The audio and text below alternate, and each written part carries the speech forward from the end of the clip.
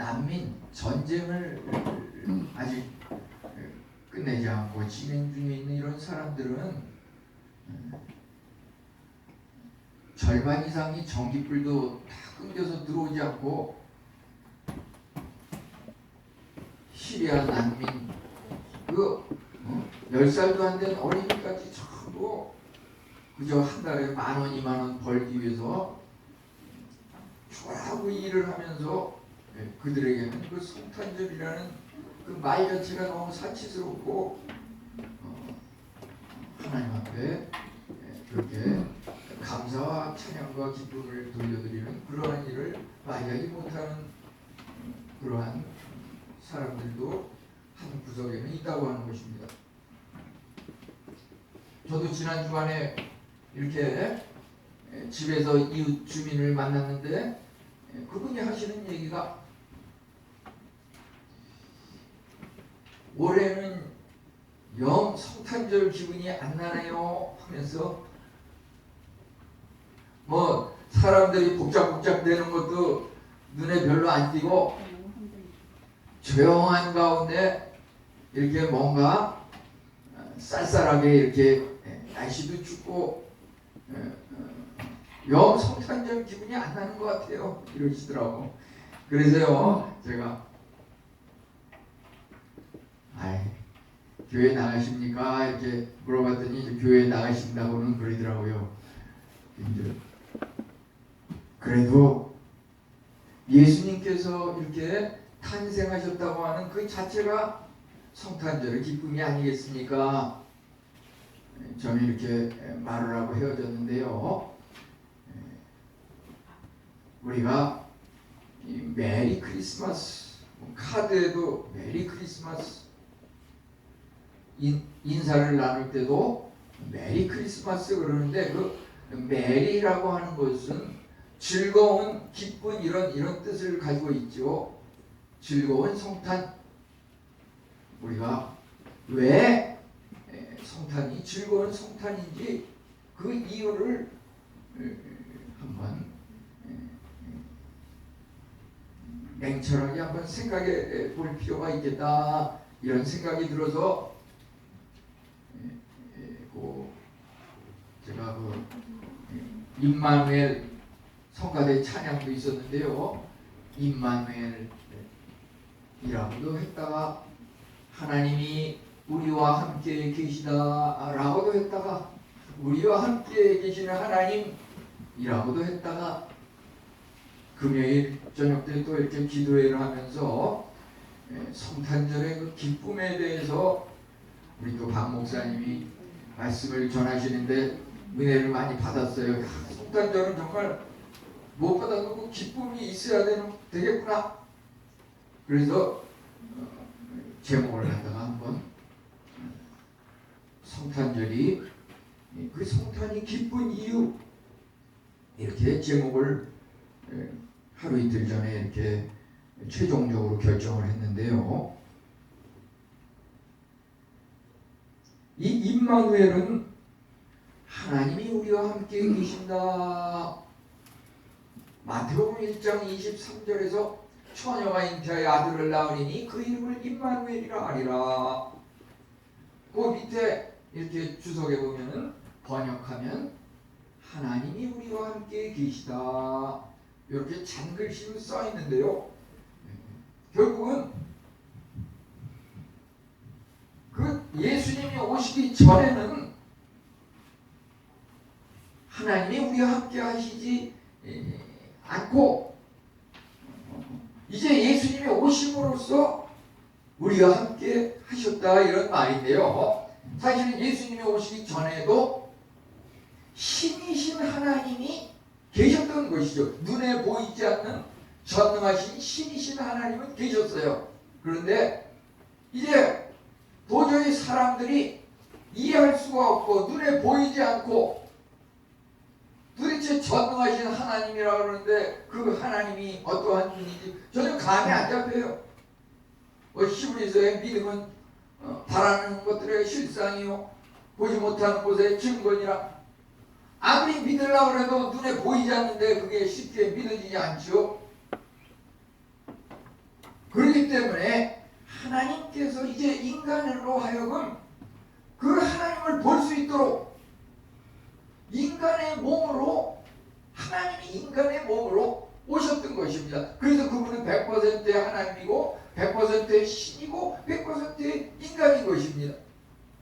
예수님께서 이제 이 땅에 오셔서 크리스마스 탄생하셨는데, 그 탄생하신 예수님의 그 이름이 임마누엘이라고, 그 이름을 임마누엘이라 하리라. 그 탄생한 아이의 이름이 임마누엘입니다. 그 임마누엘이라고 하는 것은 그 뜻이 하나님이 우리와 함께 계신다 이런 뜻도 있지만, 그것은 무슨 말이냐면은 그 전에는 하나님이 신으로서 눈에 보이지 않는 그 믿음으로만 이렇게 보였지만은, 이제 인간의 몸으로 오심으로 육신으로 입고 성육신을 하심으로 이제 그 예수님이 우리와 함께 하심을 눈으로 보고 이제 체험하게 됐다고 하는 것입니다. 그것이 바로 임마누엘입니다. 임마누엘. 그 얼마나 놀라운 일인지 알 수가 없어요. 예수님의 탄생은 그렇기 때문에 영 경기가 없어 사업이 썰렁해, 주위에 즐거운 일이 하나도 없어. 그렇다 그래서 성탄절이 괴롭고 고통스럽고 슬픈 것이 아니라, 성탄절의 뜻이라고 하는 것은 그 신이신 하나님, 눈에 보이지 않는 그 상상만 했던 그 하나님이 인간의 몸을 입고 우리 눈에 보이는 실질적인 예수님으로 이렇게 성육신해서 오셨기 때문에 그 자체가 우리에게 얼마나 크고 놀라운 일인지, 그것이 기쁘다고 하는 것이죠. 우리가 정말 주위에서 무슨 카더라 소문을 많이 들어요.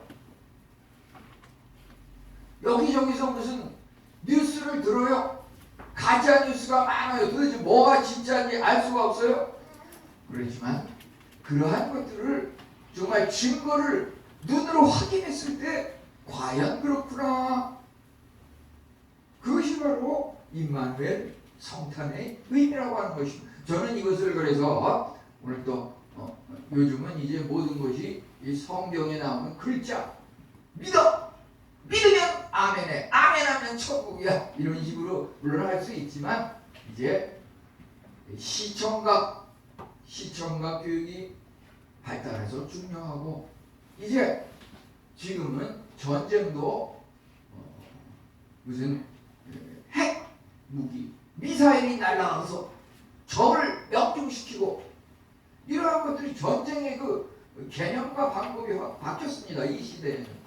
그래서 저는 그 임마누엘이라고 하는 것을 이제 요새 시대에 맞게 세 글자로 요약을 해봤는데요. 그것은 뭐냐면은 휘, 퍼, 쿵, 이렇게 세 글자로 요약을 했어요. 한번 해보겠습니다. 휘,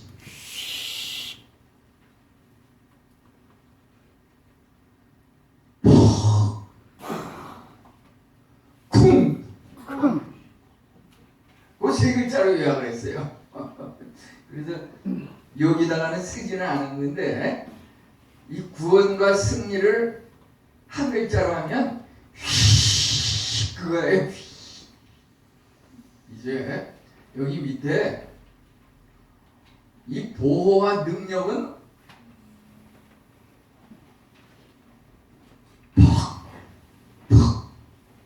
퍽이라고 요약이 되고, 이제 그 심판과 징계, 이것은 쿵, 이렇게 한번 요즘에 맞춰서 이제 시청각적으로 이제 다시 한번 해보겠습니다.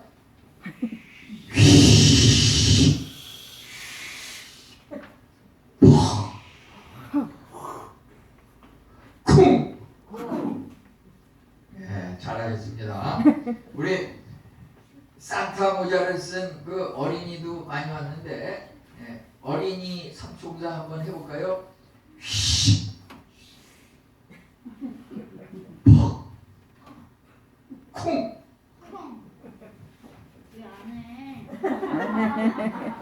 왜 안 해? 우리 저 여성도님 한번 해보겠습니다. 여성도님. 퍽 콩. 우리 남성도님 한번 해보겠습니다. 퍽 콩. 우리 어린이가 휙하고 여성도님이 퍽하고 남성도님이 쿵 하겠습니다. 우리 어린이 여성도님 퍽, 남성도님 쿵. 우리 어린이 여성도님 남성도님 퍽, 쿵 해보겠습니다. 휙, 퍽, 쿵, 휙, 퍽, 쿵.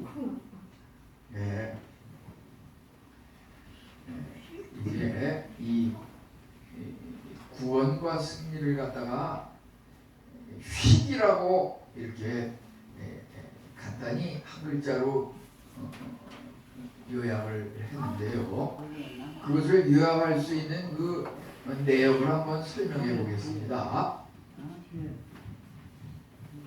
이제 이 옛날 임금 다윗성의 찬송을 불렀는데요.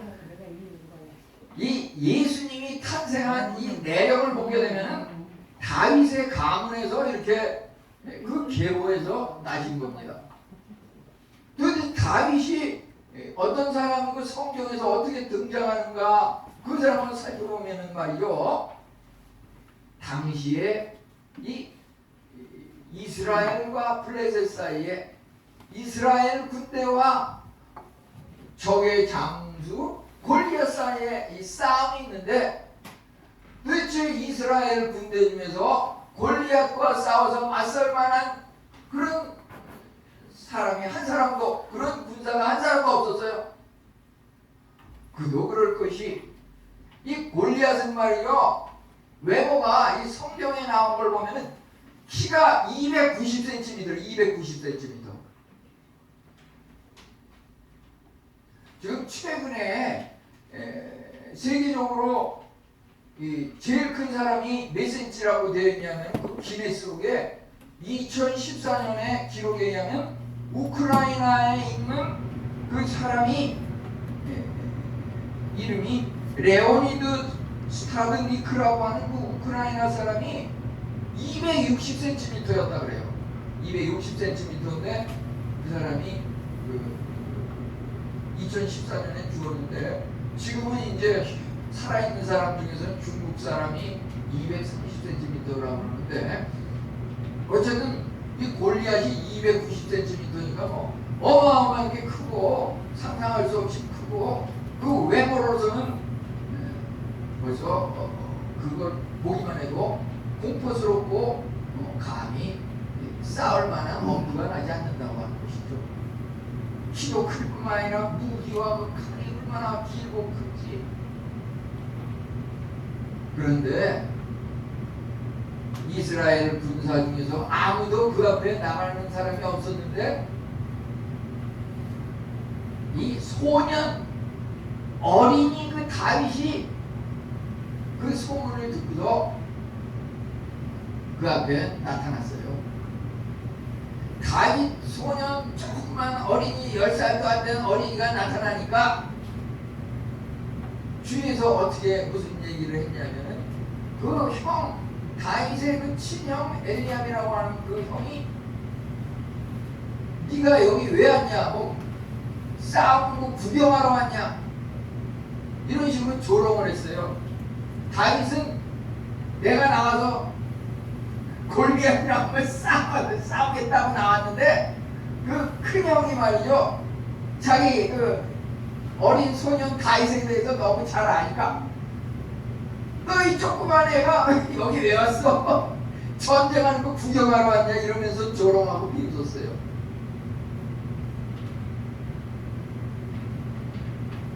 사울왕도 제일 처음에 이야기할 때 그 다윗이 온 것을 보고서 어린 소년 다윗아, 너는 저 골리앗이랑 상대가 안 돼. 골리앗은 어려서부터 싸움을 연습해온 아주 용사고 최고의 장수인데 넌 너무 어리고 경험이 없어서 도저히 상대가 안 돼. 이렇게 이야기했어요. 그러자 다윗은 말하기를, 내가 그 양치는 목동 소년으로서 그 양들을 칠 때에 그 양을 죽이기 위해서 오는 곰의 발톱과 사자의 그 발톱으로부터 보호를 해서 지켰던 그런 경험이 있고, 그러기 때문에 블레셋의 그 골리앗으로부터도 능히 우리 이스라엘 백성을 보호하고 구할 수 있습니다. 이렇게 말을 했어요.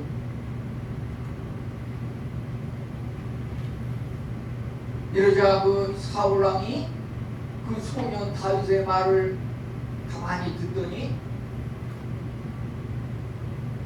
한편 도저히 이해가 안 되지만 한편으로는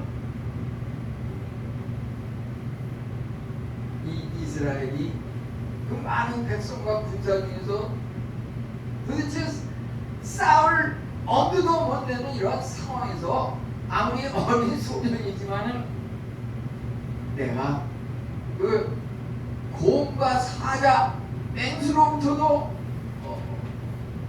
이렇게 이 양을 보호했는데 블레셋의 그 골리앗도 능히 막을 수 있습니다. 이렇게 하니까 그 사울이 다윗에게 뭐 믿져야 본전이니까 어차피 뭐 싸우는 사람마다 나가면 다 죽는 것 마찬가지니까 소년 다윗에게 뭐라 그랬죠? 가라!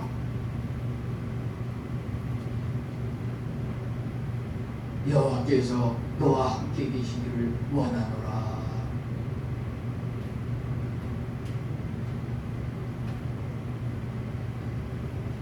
여호와께서 너와 함께 계시기를 원하노라. 임마누엘의 하나님께서 네가 사자와 곰으로부터 양을 보호해주시 그 골리앗을 물리치기를 원한다고 하는 그러한 마음으로 가라! 이렇게 명령했던 것입니다. 이제 다윗은 그 사울왕의 명령을 따라서 이제 갔는데 그 손에 든 무기라든지 싸움을 할 수 있는 도구라고는 물매와 돌이라고 그랬습니다. 근데 이것이 말이죠, 그 물맷돌이라고 하는 것이 하찮은 무슨 조그만 돌 그런 걸로만 생각을 하는데 그 당시에 그 시대적인 상황을 보게 되면은 고대 불동 사회에서 물맷돌을 가지고서 전쟁의 무기로 사용하는 그런 나라와 민족들이 많은 그런 시대였다고 합니다. 그러니까 물맷돌을 갖다가 요즘으로 말하면 무슨 새총이나 이런 거 이렇게 해가지고서 돌을 갖다가 이렇게 해서 돌이 휙 날아가는데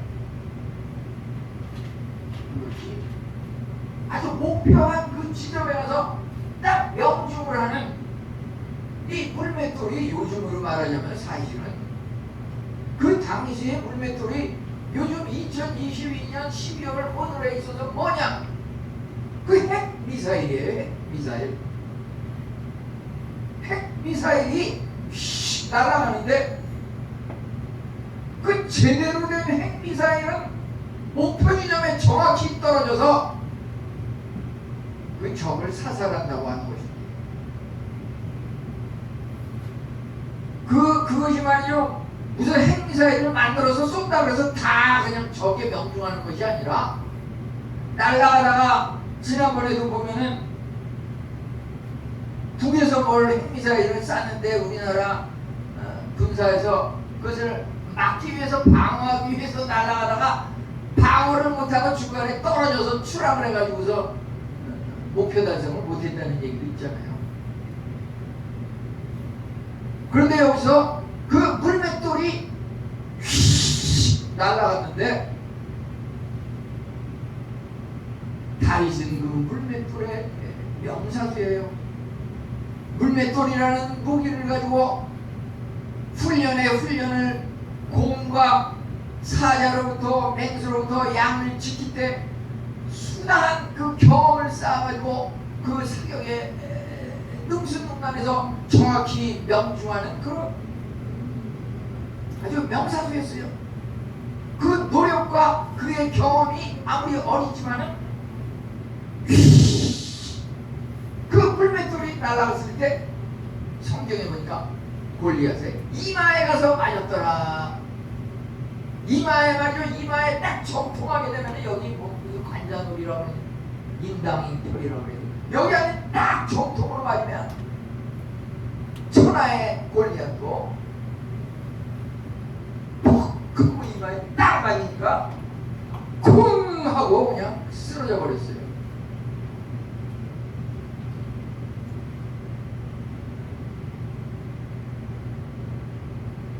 이 사울왕이 소년 다윗에게 가라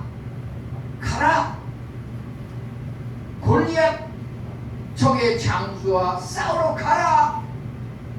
그것은 바로 다윗 소년이 물맷돌을 갖다가 휙 하고 날려보낸 겁니다. 휙 날려보냈어요. 이제 악한 하나님을 대적하는 그 악한 무리 골리앗은 쿵 하고 쓰러졌어요. 그게 하나님의 심판과 징계입니다. 그 물맷돌 미사일을 만들어서 쏜다 그래서 다 맞추는 게 아니에요. 거기에 하나님의 능력과 하나님의 보호하심이 함께할 때 그 날아가는 그 물맷돌이 적의 장군 그 골리앗의 이마에 정통으로 딱 맞아가지고서 쿵 하고 쓰러지는 겁니다. 그게 바로 심판과 징계를 통해서 하나님의 놀라운 능력으로 승리하는 그것이 우리 예수 그리스도를 믿는 임마누엘의 하나님이 우리 안에 역사할 때 일어나는 현상이라고 하는 것입니다. 예수님을 믿는 사람은 임마누엘의 하나님이 우리 안에 역사하셔서 휘, 퍽, 쿵 이런 세 가지 역사가 일어나는 겁니다. 참으로 이 골리앗은 눈에 보이는 어떤 육신의 외모, 크기, 육체적인 것, 목이 세상에 이러한 것들만 의존하였지만 다윗은 눈에 보이지 않는 영원한 하나님을 믿었습니다. 하나님을 믿는 자에게 하나님은 어떠한 분입니까?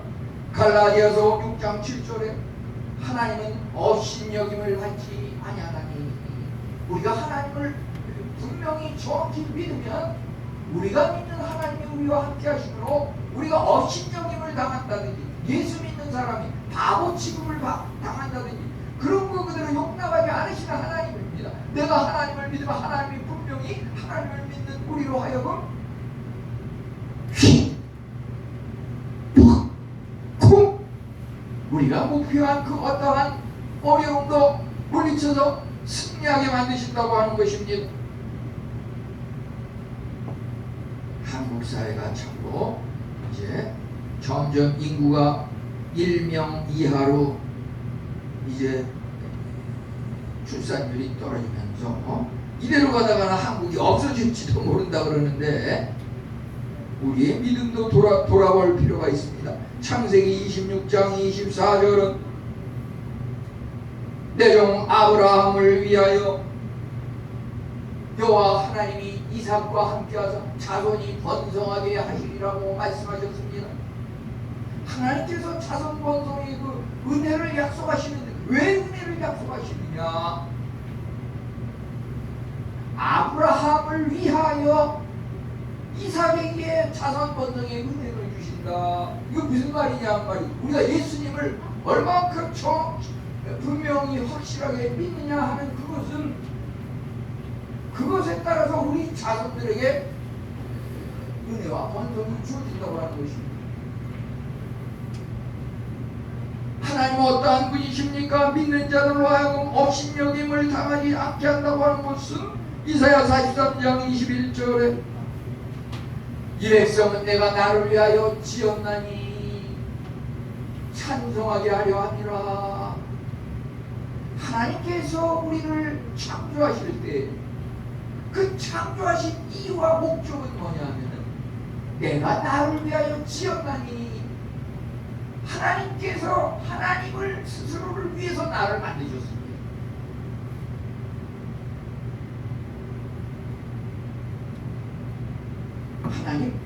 하나님이 하나님을 위해서 나를 만드셨는데 내가 잘못되면 하나님 손해 아닙니까?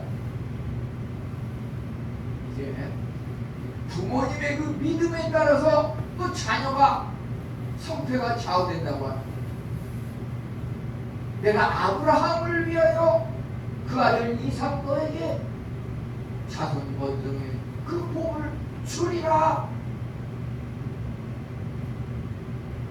우리 예수님이 탄생하신 그 목적은 하나님 스스로의 영광을 위해서 창조하신 것이고 이제 예수님을 믿는 그 믿음의 성도들을 위해서 창조하신 것이고 예수님을 믿는 성도들이 예수님을 아직 믿지 아니하는 그 사람들에게 하나님을 전하도록 하기 위해서 이와 같은 은혜를 주신다고 하는 것입니다. 그러면은 이제 징계와 심판을 보면은 임마누엘의 그 표징에 있어서 우선 우리가 읽은 이 말씀을 보면 말이죠. 왜 예수님이 오셨나?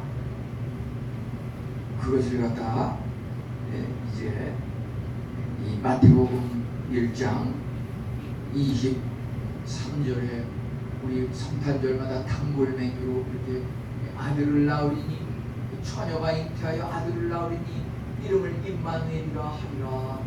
성탄절마다 단골메뉴로 나오는데요. 우리는 이 임마누엘의 예수님이 오시게 된 그 기원을 한번 살펴볼 필요가 있습니다. 그 기원을 살펴보면은 오늘 읽은 말씀 이사야서 7장 10절부터 14절 이 배경을 정확히 이해를 해야 되는데요. 우선 여기에 아하스 왕이 등장하는데요. 그 아하스 왕은 남유대 왕국의 왕이었는데 하나님께서 그에게 나타나셔서 나에게 징조를 구해라 이렇게 말씀하셨습니다. 우리가 읽은 말씀 중에서 10절 11절에 보면은 하나님께서 아스에게 말씀하시기를 너는 하나님께 징조를 구하라 이렇게 말하니까 아스가 뭐라고 답했냐면은 나는 징조를 구하지 않겠습니다. 하나님을 시험하지 않겠습니다. 이렇게 답했습니다. 그런데 우리가 하나님께서 너 징조를 구하라 라고 했을 때 그 징조를 구하는 것이 올바른 겁니다. 하나님이 징조를 구하라 그러면 징조를 구하는 것이 맞는 것입니다. 그것이 하나님 말씀에 순종하는 것입니다. 그런데 여기서 아하스는 내가 징조를 구하지 않겠나이다. 하나님을 시험하지 않겠나이다. 사실은 이것이 믿음의 발언인 것 같지만 이것은 하나님을 불신하고 하나님에 대해서 거역하는 것입니다. 그 아하스 왕의 꼼수가 뭐였냐면 나는 하나님을 믿지 않고 세상의 강대국 아수르 어떤 세상의 강대국이라든지 동맹국을 믿고 의존하겠습니다. 이 유대 나라가 위태한 상황에, 위험한 상황에 처했는데 이것을 하나님을 의존해서 벗어나려고 그런 것이 아니라 아수르에 의존하고 이웃 강대국 동맹국에 의존해서 유대의 그 위태로운 상황을 벗어보려고 이렇게 하였기 때문에 하나님께 징조를 구하지 아니했던 것입니다. 징조라고 하는 것은, 표징이라고 하는 것은 뭐냐면은 하나님의 약속이 분명히 이루어질 거라고 하는 하나의 증거입니다. 예를 들어서 히스기야 왕이 이제 잠시 잠깐의 실수로 하나님께서 그의 생명을 이제 중지시키고 죽음에 이르게 하는 그러한 상황에 처했을 때 히스기야에게 이제 기도를 통해서 15년의 생명을 더 연장시켜 주겠다고 하는 이런 답을 받았는데요. 그러니까 히스기야 왕이 하나님께 내가 15년을 더 살 수 있겠다고 하는 그 무슨 증거를 한번 보여주세요 라고 했을 때 하나님께서 해 그림자가 거꾸로 뒤로 가는 그 징조를 보여주셨어요. 그래서 하나님께서 우리에게 징조를 구하라 라고 하는 것, 나에게 기도하라 이런 말이에요. 기도라고 하는 것은 우리가 해도 그만이고 안 해도 그만인 그것을 구하는 게 아닙니다. 도저히 불가능한 거 안 되는 걸 구하는 게 기도입니다. 그런데 그 아하스 왕이 나 기도하지 않겠습니다. 기도하지 않아도 다 잘 될 겁니다. 이것은 하나님에 대한 불신앙이거든요. 결과적으로 그 아하스 왕이 의존하던 그 아수르가 오히려 유대를 침범하고 유대는 참으로 어려움에 처하게 되고 이런 상황을 이제 성경을 통해서 보게 되는데요. 우리가 참으로 징계와 심판이라고 하는 것, 그 아하스 왕이 하나님의 그 말씀, 하나의 징조를 구하라 라고 했는데 나 구하지 않겠습니다. 하나님 시험하지 않겠습니다. 이런 위선적인 발언을 하나님 앞에 했을 때 오히려 그가 의존하던 그 아수르가 패망하고 결과적으로 나라도 남북으로 분열이 되고 어려움에 처하게 되는 그것을 보게 됩니다. 그러지만 하나님께서는 그 잘못에 대해서 완전히 몰살시키는 것이 아니라 다시 한번 기회를 주시죠. 그게 바로 하나님의 긍휼하심입니다. 내가 참으로 하나님 앞에 잘못함으로 나에게 어떤 질병과 시련과 고통이 따를 수 있지만 우리가 하나님 앞에 잘못을 깨닫고 회개하면 하나님께서 긍휼히 여기셔서 다시 한번 기회를 주신다고 하는 것입니다.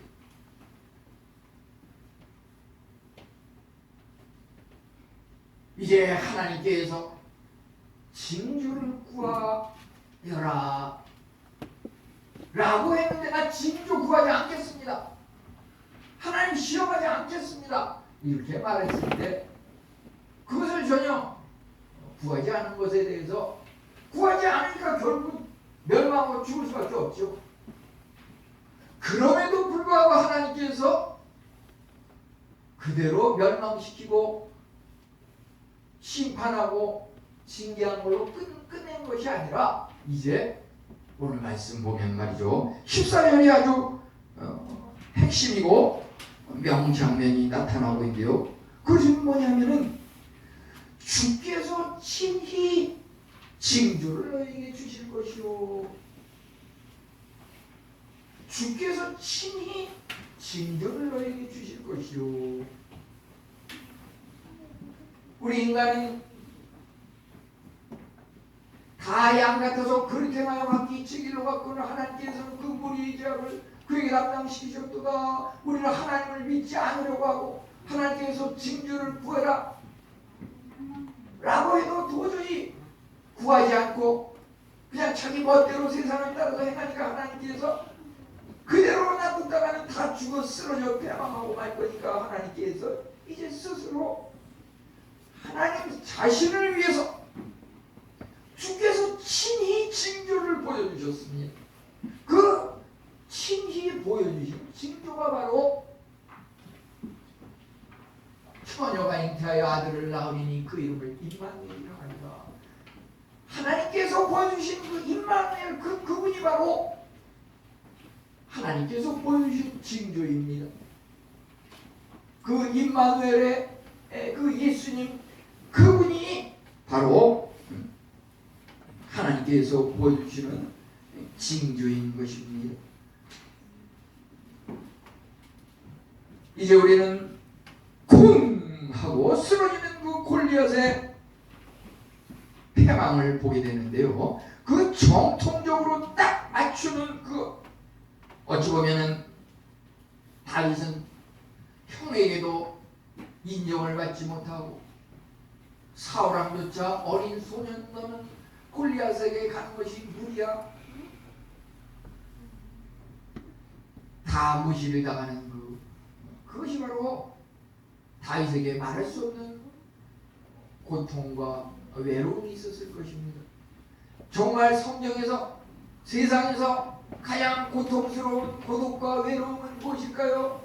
세상에 우리도 살면서 문득문득 나처럼 힘들게 사는 사람이 있을까? 나처럼 고독하고 외로운 사람이 있을까? 이런 생각은 누구나 갖기 때문에 지난주에도 얘기했죠. 한강 땅에서 1년에 367명 하루에 한 명 이상이 거기서 왜 떨어져 죽습니까? 딱 고독, 외로움, 아무도 자기를 알아주지 않으니까 떨어져 죽고 자살을 하는데요. 성경에서도 그 예수님의 그 고독한 그 모습, 십자가에 못 박혀 돌아가시기 전에 예수님께서 나의 하나님 어찌하여 나를 버리시나이까. 하나님께서 예수님을 버리셔서 십자가에 못 박혀 죽게 하시는 세상에서 딱 걸린 당해서 유대인들로부터 무시를 당해서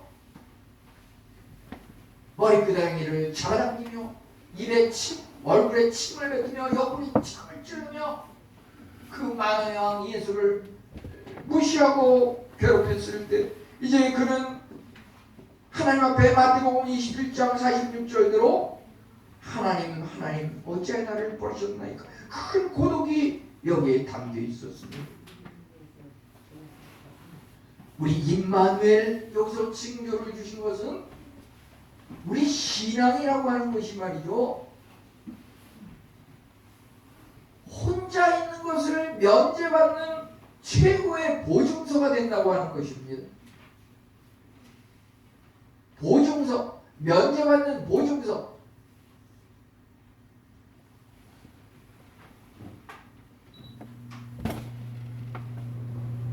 우리 예를 들어서 외교관, 외국에서 들어온 외교관들을 보면은 한국에서 무슨 물건을 산다든지 무슨 일을 할 때 상당 부분 국가의 세금을 내지 않고 면세를 받는 그게 있습니다. 저도 선교지에 나가서 이 코이카 외교부 소속으로다가 이렇게 해서 활동을 하니까 거기서 면세를 받을 수 있는 그 카드가 나와가지고 음식점이라든지 무슨 뭘 이용을 할 때 면세 혜택을 받아요. 면세 혜택을 받으면 상당히 그런 이득이 있는데 그 면세 받는 거 얼마나 큰 혜택인지 알 수가 없어요. 우리 예수님을 믿는 성도들에게 주어지는 그 면세 혜택은 뭐냐면 우리가 혼자 있는 외로움을 겪지 않게 하신다고 하는 그 혼자 있는 고독으로부터 면제받게 하는 그 최고의 보증서가 우리 신앙이라고 하는 것입니다. 우리가 살면서 우리가 가장 사랑하는 일치원 관계에 있는 배우자가 틀림없이 누구든지 언젠가는 먼저 세상을 떠나고 혼자 되는 순간이 있을 겁니다. 갑자기 나이가 들지 않아도 어린 나이에도 또 부모님을 잃고 또 형제 친구들을 잃고 혼자 되는 이런 어려움이 있을 겁니다. 그 순간 우리가 얼마나 슬프고 외로운지 알 수 없어요. 그럼에도 불구하고 그럴 때일수록 내가 너와 함께하니라, 내가 너와 함께하니라. 하나님께서 임마누엘, 하나님께서 우리 인간은 잠시 왔다 잠시 떠나지만은 하나님께서는 영원히 우리와 함께 끝까지 항상 함께 하심으로 우리는 혼자가 아니라고 하는 것입니다. 우리가 세상으로부터 버려졌습니까? 버려짐으로 말미암아 말할 수 없는 고통과 외로움이 있겠지만 요셉은 형제들로부터 다 버려져서 노예로 팔려갔지만 그 버려진 그것 때문에 애굽의 국무 총리가 돼서 그들을 버린 그 형제들과 식구들을 살리지 않았습니까? 예수님도 마찬가지입니다. 유대인들로부터 버려졌습니다. 식구들로부터 제자들로부터 버려졌습니다. 그 버려진 것 때문에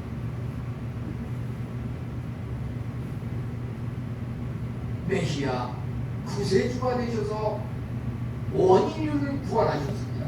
우리에게 누군가로부터 버려지고 누군가로부터 무시당하고 누군가로부터 선택을 받지 못하고 실패하는 그런 경험이 있습니다.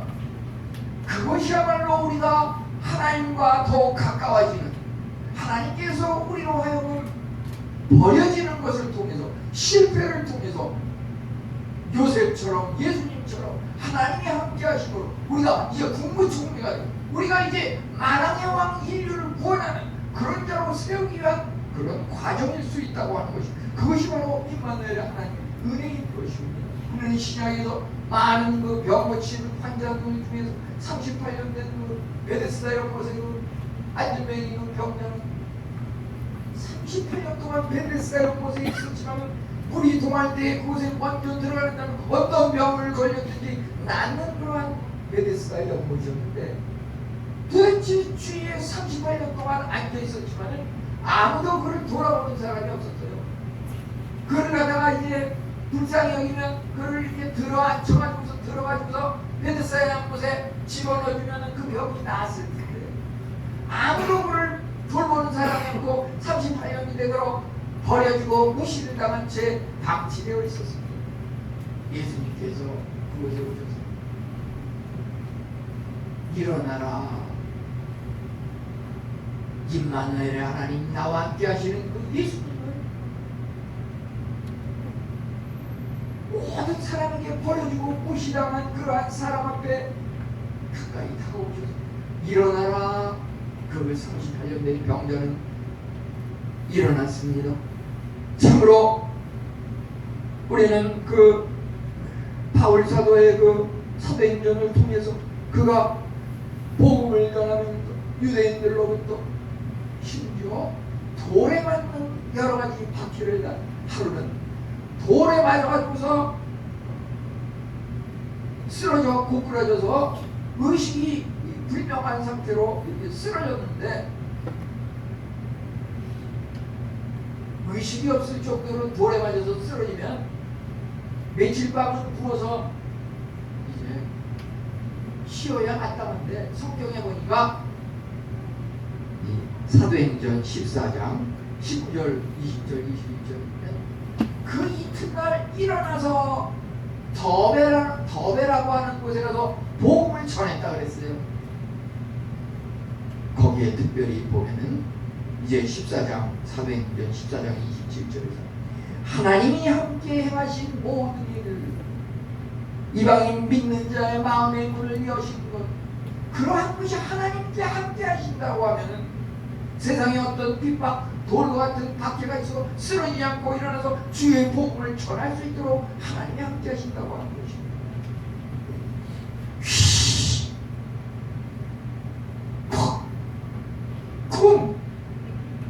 우리 만민의 은혜가 함께 하시기를 축원합니다.